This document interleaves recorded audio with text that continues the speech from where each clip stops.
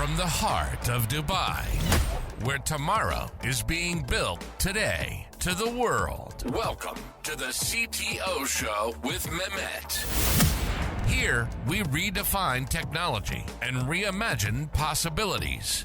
With Mehmet, delve into the riveting realms of AI, cybersecurity, and digital technology. Experience the thrilling highs and lows of startups. Immerse yourself in the spirit of entrepreneurship and witness the future of business innovation being written in real time. Now, without further ado, let's tune in and explore the future. Hello and welcome back to an episode of the CTO Show with Mehmet. Today, I'm very pleased. Joining me, Derrick Girard, who is joining me from the US. Derrick, thank you very much for being here with me today. The way I love to do it, I keep it to my guests to introduce themselves. So tell me a little bit more about you, your journey, what you're currently up to. Derrick has a fantastic, history, I would say, in his career and, the way, he had his entrepreneurial experience also as well. But I don't like to take much from my guests, so I will pass it to you, Derrick. The floor is yours.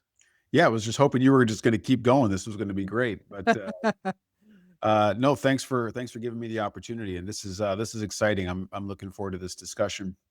My background, I don't have to go into too much detail, but got into the financial services industry after college. Did a number of different things within the financial services industry and leadership and being an advisor and all kinds of different things, and that led me to a point where I identified a problem and the solution was a piece of technology, and the technology didn't exist at that time. And I wasn't a technology person. I was probably the farthest thing from a technology person. But nonetheless, there was a problem that needed to be solved. And so I went down the path of building a tech company from the ground up. And I did that, and it worked really well. It was a lot of work. It was very difficult, learned a ton of things, had to face some pretty significant fights along the way, and multiple lawsuits that certainly made it a lot more difficult than I think it needed to be.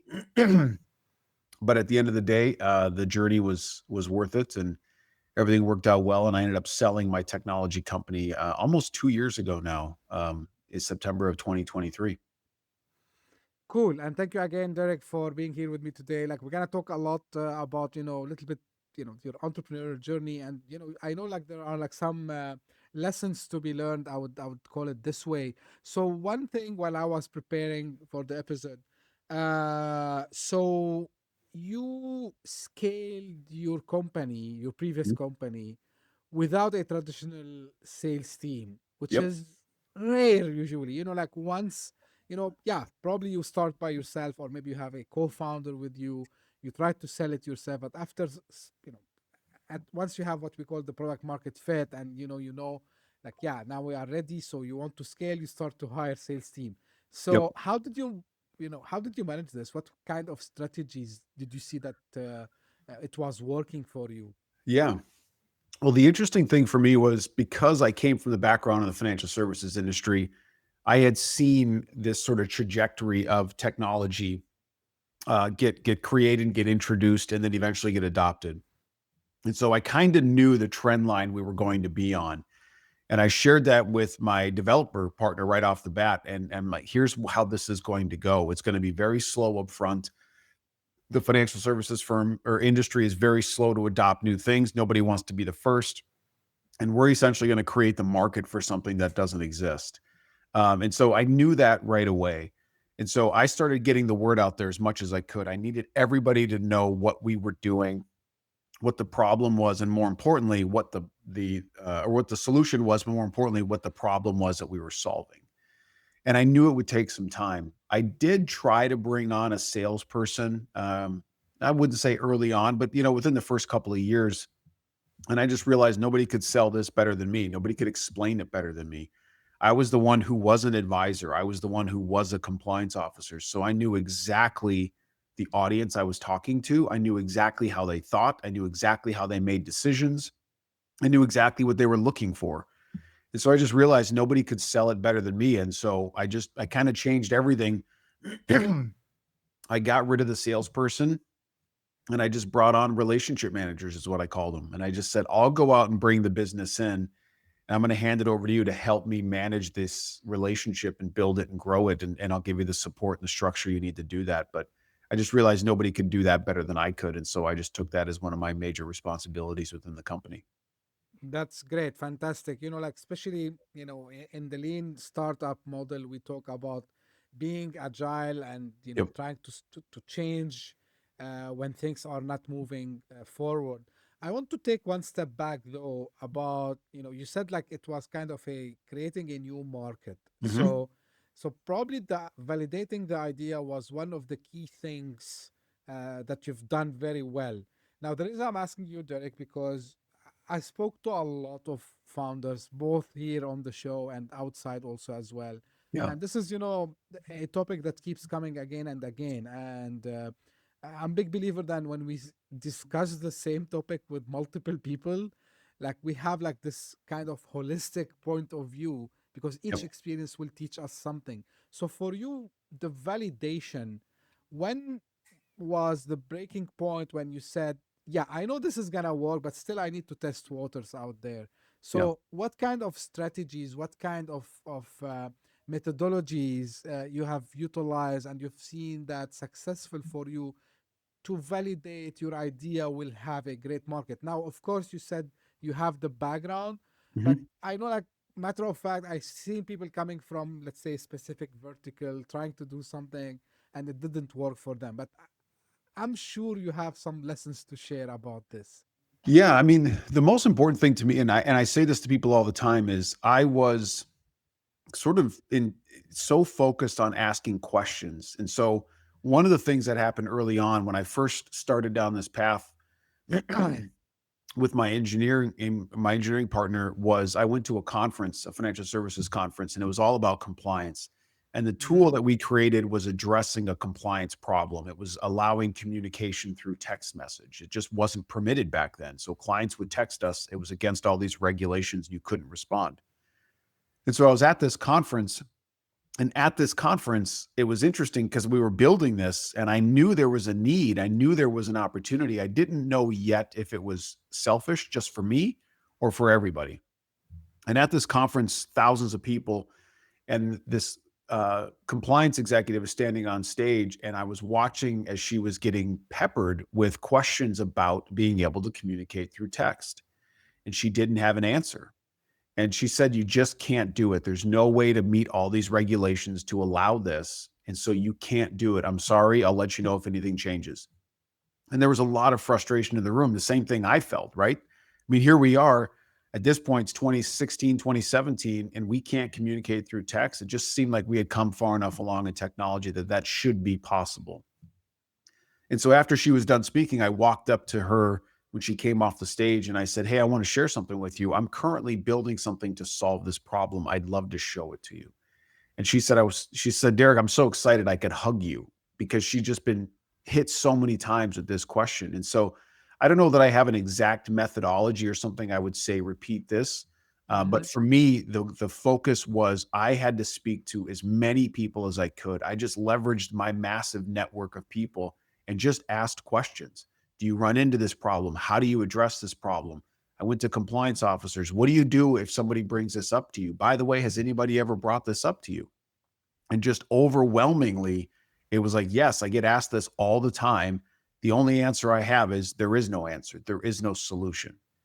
And then it was the next logical question. If one was created, would you consider it of being allowed on your platform? And the answer was always, yeah, if one was, sure, great. I'm going to keep your name and number. I'm working on something. I'd love to show it to you at some point. And then just basically building this army of potential clients and prospects that I could reach out to later on. And that's just what I did. Great. Like, this is in line with, a known, way of validating any startup. So maybe I repeated the book and the author multiple times. So Steve Blank, the professor at Stanford University, he wrote the book Crossing the Chasm, right? Sorry, the Road to Epiphany, sorry. And, he talks about going out of the building and talking to people, right? Yep. So this is it's not like a playbook, as you said, Derek. 100%. It's not a playbook. Like no one can go and do the job on behalf, as you said. Yep. Leverage your network, build your network if you don't have one. Yep. Like you can't sell to people without building a network. So 100%, spot on this one. Now, you mentioned at your intro, but and also like I found some information myself, and like if we shouldn't go there, let me know Mhm. regarding the challenges you faced, like Yeah. the lawsuits, without like going into name or or Yeah. anything, but it's a challenge, right? So already as an entrepreneur, as a founder, you have million things on your plate. Yeah. Making sure the product is coming in the form that you want it, like finding good people to talk to that are like fit for what you're offering. Plenty of things, right? So the founder have a lot of stress already. So you face this, right? Yep. And that was probably mentally very, I mean, disrupting, Draining. Draining. right? It's Yeah, draining. draining, Yeah. exactly. So how did you manage that? How did you navigate during this period? Yeah. So it was interesting because it was right at the point in time where things started to go well. And I talk about this in the book where, again, I knew the path we were going to be on. I knew it was going to be slow. And it was just, it all sort of worked out the way I thought it would. You always want it to happen faster. You always want it to happen sooner, but it just doesn't work that way. And so, right when things started going well for us, right when we were landing, not the big fish in the pond, but the whales, like the biggest opportunities Mm. that existed, that's where we were. Things just sort of fell apart. My business partner, who was my engineer, oh, by the way, he also happened to be my uncle, met an attorney that gave him very bad advice and said, "Hey, since you wrote the code, you own it, not the company, you." And I tried explaining to him, no, that's not how it works. We have all these documents. We have this. We've built this together. That doesn't make any sense. Well, it didn't matter. He was now being guided by somebody who had different intentions. That was really frustrating and heartbreaking. And then at the same time, I had an investor who saw the trajectory, who had just borrowed us some money, who said, "I don't want this to be a loan. I want equity." And I said, "No, that's not the arrangement we have." And he said, "Well, I'll just sue you if you don't give me what I want." And I wasn't going to back down from that. And then out of nowhere, while I'm dealing with those two silly things, I wake up one morning to see an email that says you're being sued in federal court for patent infringement by a competitor. So all of that hit, I got hit with 3 lawsuits within a matter of 2 or 3 months. And so to answer your question, how did you do it? Well, it was difficult, but the thing that I think really helps for me is I just compartmentalized everything. It's one of those things, right? If I decided today I'm going to go run a marathon, I can't just get out and run a marathon. I have to do one step at a time and one thing at a time. And so I focused as much of my attention on one thing at a time. And so, the patent lawsuit I knew was going to take a while, but the other ones I knew I could, push forward on a little bit sooner and I could push harder. And I did. And then, I talk about this all the time. I didn't sleep very much. And so I focused on becoming a law student. I just taught myself everything I possibly could. But I was up at 3 o'clock in the morning, 4 o'clock in the morning, learning and studying and preparing and sending emails to my attorneys and doing all these things so that when the workday started, I could focus on work. I could be there for my team. I could be on the sales calls. I just became a different person when the day started. And then I'd go back to being that law student when the time was right for it. And so the answer is, and what I share with everybody is compartmentalize. Try to find a way. Don't tackle it all at once. You can't. It's impossible, right? So, I mean, think about the beginning of 2020. That's when this was, like right when COVID hit. Mm-hmm. Oh. Imagine the world shutting down. Kids get told they can't go to school. I'm trying to land clients, and I got 3 massive lawsuits. If you'd have said, Derrick, I need you to win all of them, no way. But I could do one at a time, and that's what I did. It's so tough. It's so tough. It's Uh, mentally draining. Yeah. yeah. So for me, at least, what I got also from your experience, Derek, and this is for fellow startup founders and entrepreneurs. Yep. And I'm seeing like more founders they are thinking about it because similar stories that we heard mainly about investors that misunderstood something or Mhm. maybe business partners that they screw things up. So so people ask me, should we hire a full-time lawyer? I tell them no, but have, a lawyer or an attorney, as we call it in the US, like have someone on your side as standby in case these things happen, and work by paper. So everything should be documented from day one. If you get a contract to someone, even if he's your brother, your sister, Yeah. you know, it doesn't matter. Like everything should be documented. You should have contracts, whoever that person is. The second thing, yeah, so regarding investors, as you mentioned, like I've heard like horrible stories.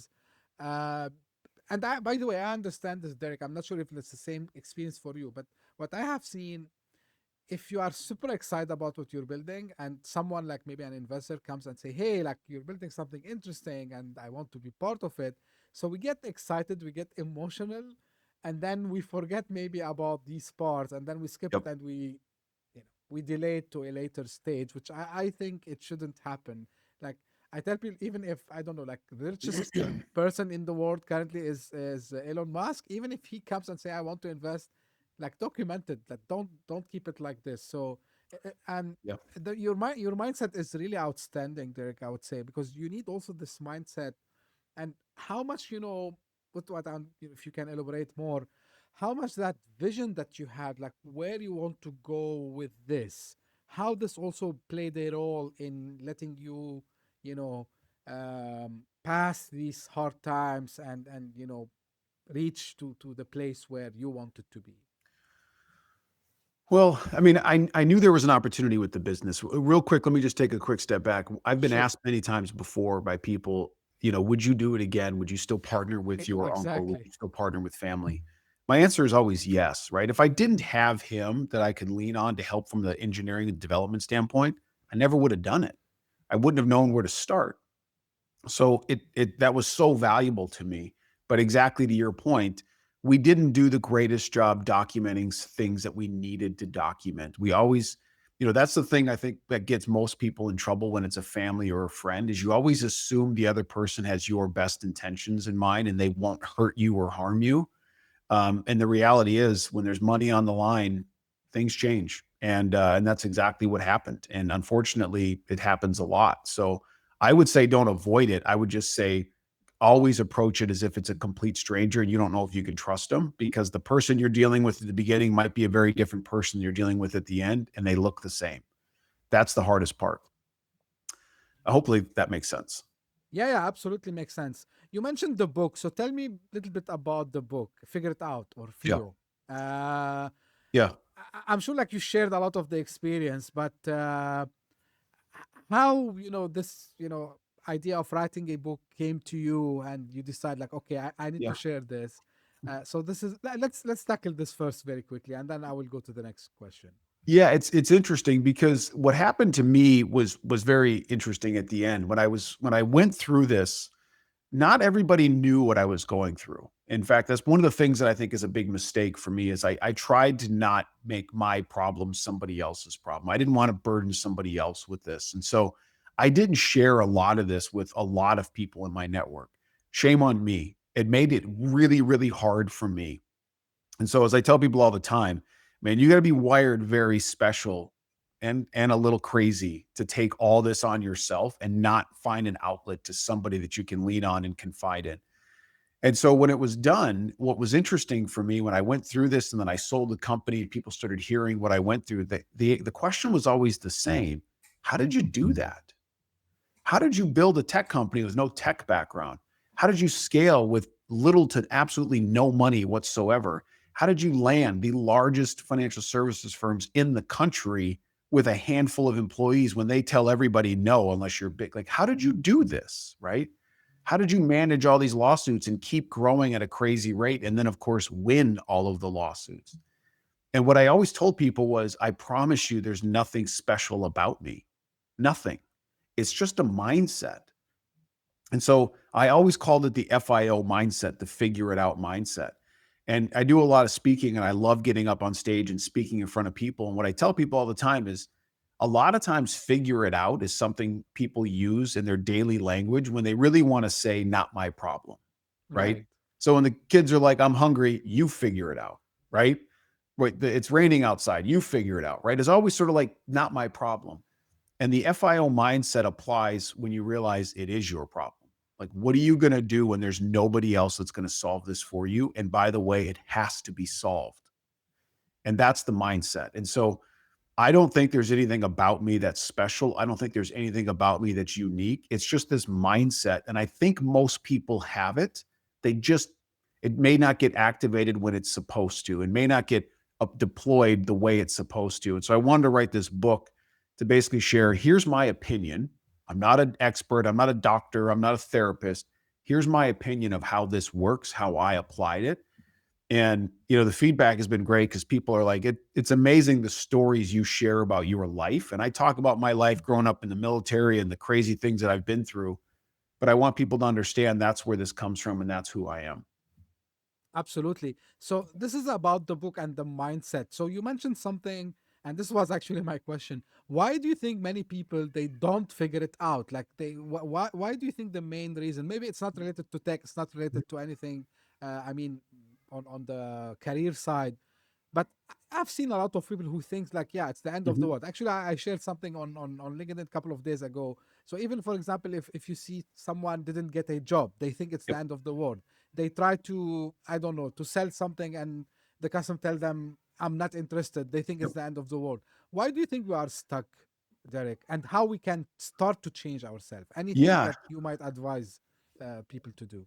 I think excuses are far more accepted than solutions. I think everybody these days just seems to be completely okay and content with an excuse. And the other thing I see a lot is this victim mentality. To your point, I didn't get the job. Well, why didn't you get the job? It seems like the answer is never because they found another qualified or better qualified candidate. It's funny to me. Every time somebody says I didn't get the job, well, why do you think that is? The answer is never because they found a more qualified candidate. And then I'll ask people, what did you ask questions? What could you have done different? What were they looking for? What skill sets? What education did you not have that would have helped you get that position so you can be better prepared for the next one? That desire to learn and improve just doesn't seem to be there. And so I think that's the biggest issue that I see with people missing this FIO mindset is this, like I said before, I asked a ton of questions. I was so crazy about learning. When I got sued, I became a law student. I just became a learner. I just wanted to improve. I think too many people these days are just okay with the excuse, and the world seems to accept them. And that drives me insane. As a father, that drives me insane. As a leader and a business person, it drives me crazy. And so I just push people all the time. You come to me with answers. You come to me with solutions. It doesn't take a genius to identify a problem. Now let's work on what is the solution. How do we get to the solution part of this conversation? And more often than not, what I find, especially in the business world, is people don't know how to ask questions. And it's funny to me, people say to me when I do consulting and stuff, they go, Derrick, could you write down all those questions you just asked in this role play session? My answer is no, because I can't just tell you the questions to ask because then you become a mindless robot. I need you to understand how to guide a conversation and listen and respond accordingly, like we're doing here. You're listening to what I'm saying and asking follow-up questions. I think too many people are just afraid or ill-prepared to do that. I think people also look usually for shortcuts, right? I was one of them when I was much younger, I would say, when I was in my early 20s. Yeah, I was looking for shortcuts, and We then all I were. learned. Yeah, we Yeah, all were. Yeah. absolutely. Until I figured out, like, okay, so as you said, I need to figure it out, right? So there's no shortcuts. Fine. How do I figure it out? And I I'm not But real quick, against. one point Yeah. on that shortcut piece. This is a really important, I think, point that most people have to understand, Sure. especially young people today. I say this to my kids all the time. Success is stairs to the top floor. Mm-hmm. So it's stairs. It's not an elevator. And so many people today will stand at the bottom floor and they want to stand in an elevator bank and just hit the floor that they want to go to. Like, oh, I want to be a vice president. I just want to hit the button and go to that floor and just be a vice president. And I talk about this in the book. I had that opportunity. I was given a role early in my career that I was not qualified for. And so I literally got to skip not just steps, I skipped floors because of my confidence and everything else that I was able to get this role. And reality kicked in and dropped me right back to where I belonged. And then I had to take the stairs because there's a lot of lessons you learn on every step. And so that's the thing people I think don't quite understand. And it holds them back more than they realize is it's okay. You have to take the stairs. I'm telling you, you have to take the stairs. Stop looking for the shortcut. Stop looking for the elevator. Stop saying this guy over here has this role and this title and this salary and this great house and this cool car. I just want that. And realize success is stairs. Take the stairs. Absolutely. And on the other point you mentioned about people when they come and ask you about like, can we take these questions? And you tell them you have to figure it out. I'm not against, okay, some people, they told me you are the anti-playbook guy Yeah. recently. I tell them it's not like about anti-playbook, but really sometimes feel irritated by a lot of posts where someone writes like, here are the things you have to do, finally we found out how to do XYZ. Mhm. And I tell people I'm not against this, I'm against the clickbait if that Yep. makes sense. But if there was such playbook that can make you rich or can make you successful at your job, everyone would find it and would use it. And this is where you need to figure it out. So this is why I like really, Derek, your book title, because we have to figure it out. Now, figure it out, of course, as an entrepreneur, as a founder. Do you think we can still utilize the same mindset when we have a bigger team and take this as a culture and apply this mindset for a larger team? Do you think this is applicable also? It is. I think the biggest thing, one of the companies that I'm working with right now, one of the challenges that they had is the previous leader would come in and just say, everybody, here's what we're going to do. We're going to adopt this new thing. We're going to go down this path. And this person would come in and just tell everybody, here's what I decided, go. And the problem is you don't get buy-in from the team. The problem is you don't get everybody on board with this idea. They don't get the opportunity to ask questions and push back a little bit and respectfully. So when I say figure it out, one of the things that I'm doing now with this organization is I'm asking a ton of questions. And when we identify a common thread of something that's not right, well, what do they think the solution is? What have you tried? What have you recommended? If you approached it the way you're suggesting, what do you think would be the outcome? I want to push people to come up with solutions. I absolutely I'm a big whiteboard guy. I whiteboard everything. Let's throw stuff up on a whiteboard and let's talk through it. Let's not get personal. Let's not attack. I don't care how crazy the idea is. Again, I started a tech company, right, with no background. Let's get crazy. Let's get wild in these things. Let's try to come up with the solution to the problem.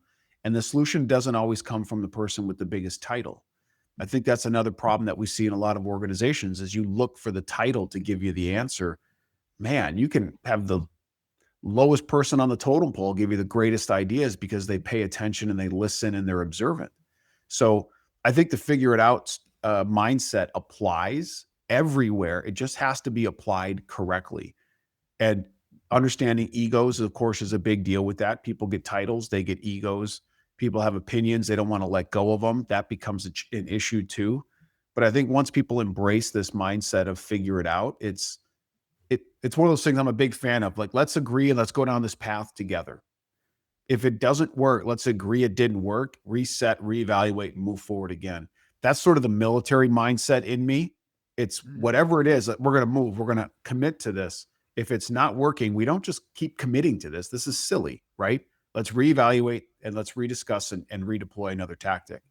And that's the way I think it works in the corporate world. And it can work really well when it's applied correctly. And work in startups, because if something is not working, obviously you need to pivot, right? So 100% on Yeah. this. Now, just out of curiosity, and maybe I should have asked this question before, Mhm. coming from a financial service background, Mhm. how this helped you, Derek, when you, for example, try to create financial models for the company, or when you decided to sell the company and do the valuation? Because I know, usually founders and entrepreneurs, they get stuck here and they get lost. So I'm sure maybe your background help you, but Yeah. maybe you can advise also what they can do to get this done properly. Yeah. I mean, when it comes to valuation, especially of a startup, the hardest part for a founder is disconnecting the emotion from the reality. And, every startup, every founder, my uncle, when we started, we had, I think $1,000 in revenue. He thought the company was worth $5 million. Like, okay, if you remove the emotion from it, you realize nobody's ever going to pay that at the beginning of this. And so the valuation piece is always interesting because the market tells you the value, right? And so whatever the market tells you that point, the multiples are crazy, your trend line matters, your budgeting matters, all that stuff makes a massive difference when it comes to what is this thing worth. Understand you have to separate your emotion to the product that you built. That's the hardest part for most founders when it comes to this. It was hard for me, but understanding that. The other side of it, the background, the financial services background, one of the things that was interesting is, like most founders, I didn't pay myself. I ran the company for 6 years, 7 years. I only paid myself for like the last year and a half. I took nothing because we didn't have the money for it. And so people would say to me, "Well, Derrick, it's crazy that you're not paying yourself. It's crazy that you're not, taking a paycheck of any kind." I knew that going into it. I knew that as something that I was going to deal with very early on when I was building this. I got introduced to a gentleman who built a massive company that he sold for $1 billion. Jamie Simonoff, if you've ever heard of the Ring doorbell, he called me one day out of the blue. Got introduced to him, and him and I were talking, and he said, "You have to plan for 7 years. You have to plan for not making any money for 7 years. Have you planned that?" And I said, "No, I haven't planned 7 years. I knew I wouldn't make money for a little while." And he said, 7 years, expect 7 years with no money.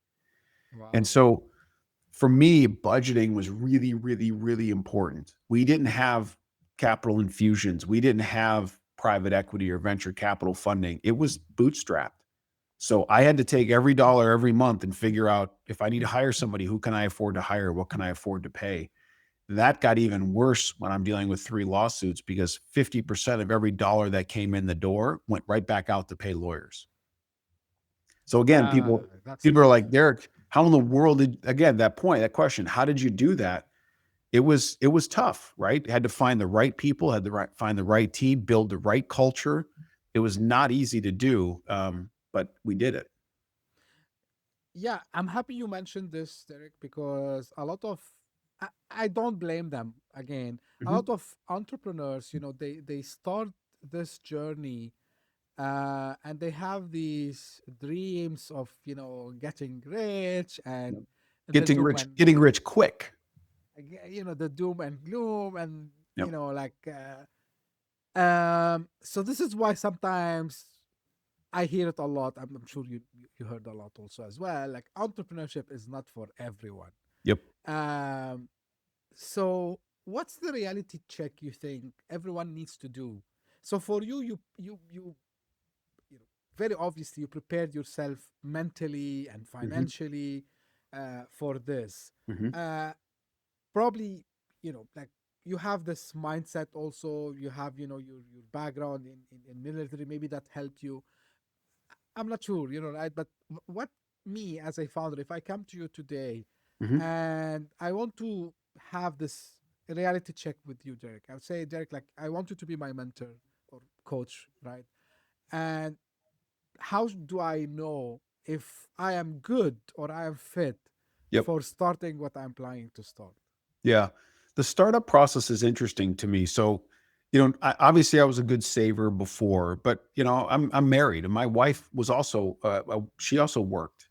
And Hmm. so everything I did up until that point in my life, my wife and I budgeted everything we do based on only one of our income, not both. And so the whole idea there was, I was always willing to take risks. I was always willing to try something different. And so I always said everything we do is based on one income, not two. And so that gave us the ability to spend accordingly, but also save and do all those things we needed to do, because I'm a guy that likes to take risks. So that's really important. That reality check you talk about, we were given the opportunity for a massive reality check. And some people forget about this, and that was COVID. And what I say about this is, to be an entrepreneur, you have to understand nobody else is going to tell you what to do. So when you wake up in the morning, you open your computer, it's you. There's nobody giving you a list of things to do. Most people are wired to be employees. They're just wired to have a task, to have a job, to have somebody else guide them and tell them what to do, to have meetings, to have structure, to have infrastructure.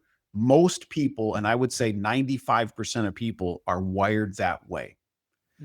COVID was a great reality check because you learned there's a lot of people that cannot work from home, right?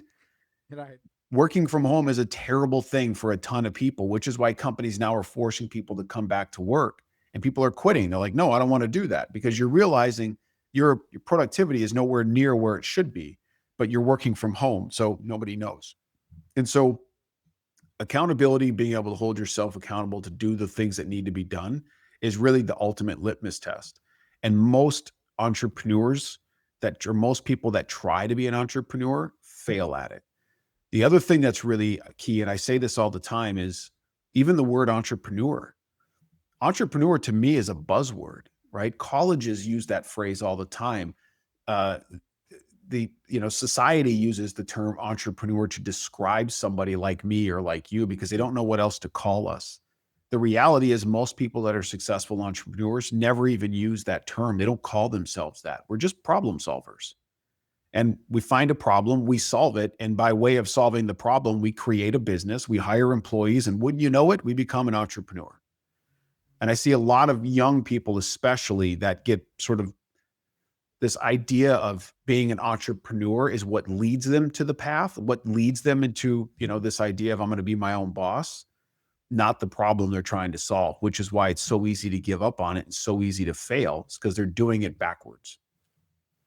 Absolutely. That's why I tell some people, by the way, you can be an entrepreneur even, when you still work in a company. 100%.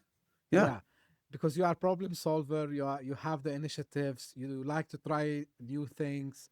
And this is why, people start to call me entrepreneur, especially when I left my last job. But I was telling them, hey, like, this is nothing new. I was feeling myself an entrepreneur, like even when I was working full time. Yep. Because I was always the guy who's asking why we are doing it this way. Is there a better way to do that?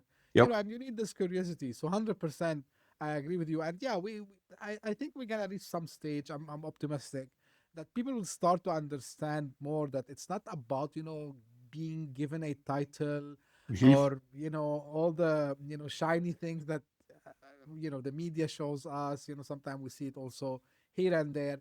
There's, I call it a reality check about entrepreneurship, by the way, that is coming sooner or later, and people will figure out, like, it doesn't necessarily mean I need to start, something shiny and, get rich. You can be an entrepreneur in different ways. So 100% I agree with you, Derek, on this. Yep. Now, I know you are working, or maybe there's another book, right? It's called Put to the Test. Yeah. So Put to the Test is the book. And the FIO mindset is is basically the entire premise of the book. Yep. Okay. Yeah. So if you want, people to distill like maybe one or two lessons out of it, what that would be? The most important lesson I think that I want people to take from the book, and again, I share a lot of stories. I share what I went through with the lawsuits and building this business, but I share a lot of other personal stories and stories from other people that I know. The most important thing that I want people to take away from this is excuses don't solve problems. It doesn't matter where you are in life, and it doesn't matter the problem that's in front of you. I don't care if it's personal, losing weight, saving money, working on a marriage, a relationship. If it's professional, it doesn't matter. Never in life will you encounter a problem where an excuse is the solution. And what I try to get across in the book is every day I wake up, I can use an excuse. Every problem I've ever found, I can use an excuse. I can point the finger, I can blame somebody, I can go, woe is me. That doesn't solve anything. It might help me today, right? Imagine waking up one morning, getting an email saying, now that you're being sued, we can help, and realizing this is a patent lawsuit in federal court. Easy, right? Excuses are everywhere. All you got to do is go talk to one person and somebody will say, just close the company and be done with it. They're everywhere. that doesn't solve the problem. And so my advice and my guidance to everybody, and what I try to get across in the book with personal stories, is don't use excuses. Find solutions, embrace the solutions, and push through.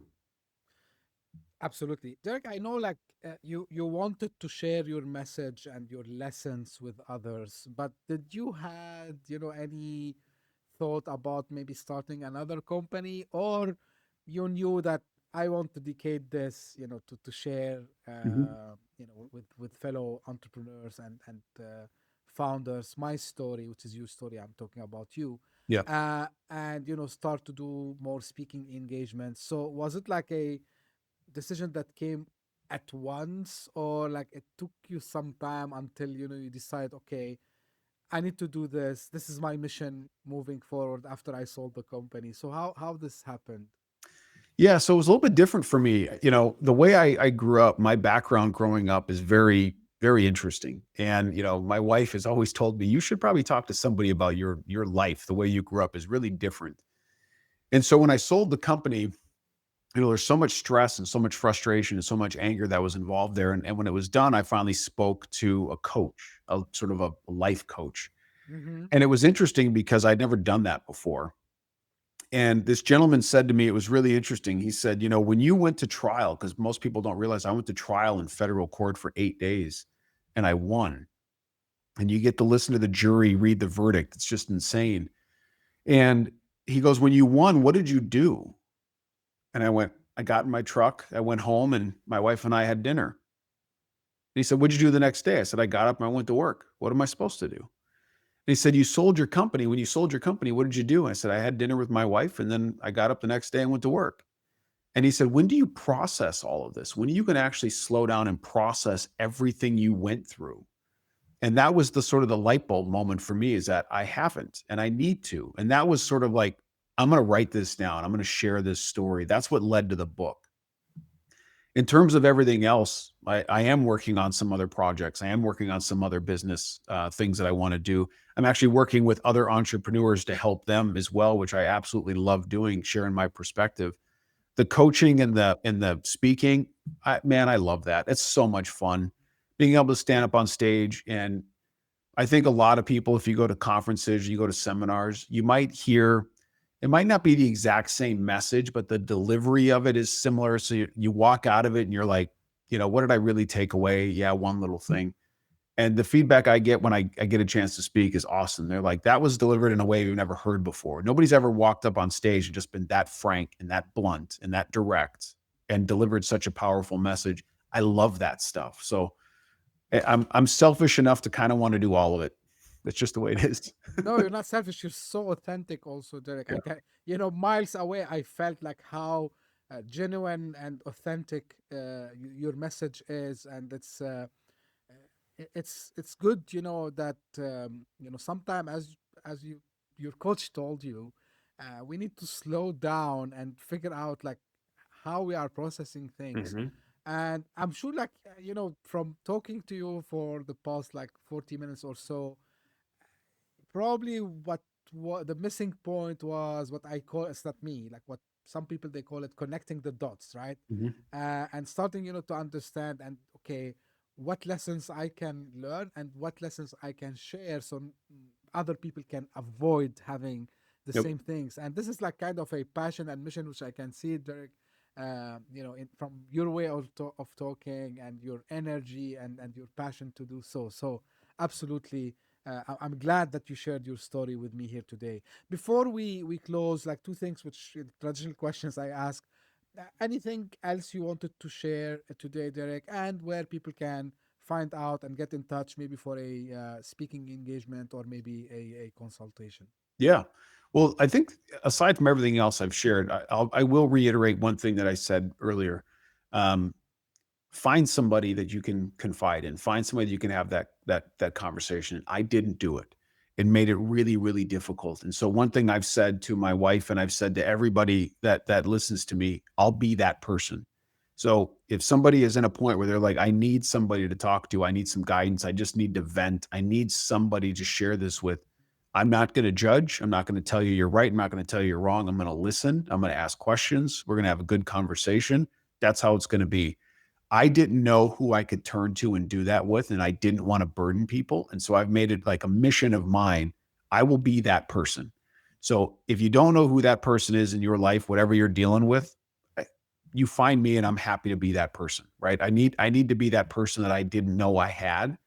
Reality is I had all kinds of them. I just didn't really understand it and know who to take that to. So that's really important.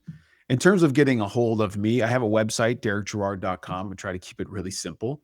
You can get a hold of me there. You can, find this podcast on there. There'll be a link to it there. You can find the book. It's on Amazon, but you can also, and Barnes & Noble and everywhere else, but you can find links to it there. But reach out to me there. And if I can help in any way or be a part of what somebody's up to or doing, I'm happy to. I'd love the opportunity. Great. Thank you so much, Derek. Also, the link to your website would be available in the show notes. This is for the audience. If you're listening on your favorite podcasting app, if you're watching this on YouTube, you will find the links in the description section. Derek, really, I can't thank you enough.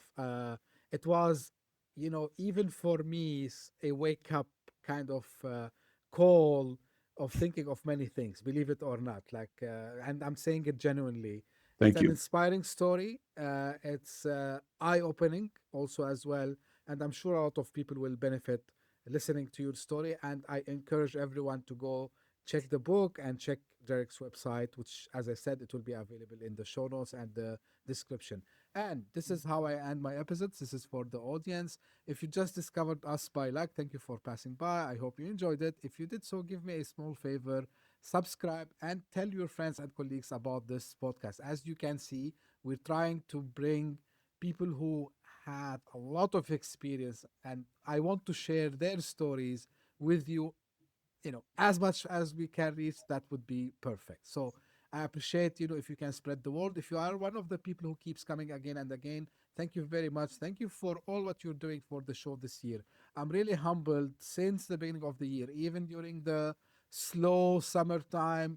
The podcast stayed in the top 200 Apple Podcast charts in the entrepreneurship category in multiple countries, which is, I was thinking maybe in July, August, we will disappear, but this didn't happen. Of course, all is because of your support and what you're doing to the show. And of course, big thank you to all my guests, including yourself, Derek, also. So thank you very much. And as I say always, we will have a new episode very soon. Thank you. Bye-bye. Thank you. Hit that subscribe button, share the show with your tech-savvy friends and fellow entrepreneurs, and leave us a review on your favorite podcast app. Your support means the world to us.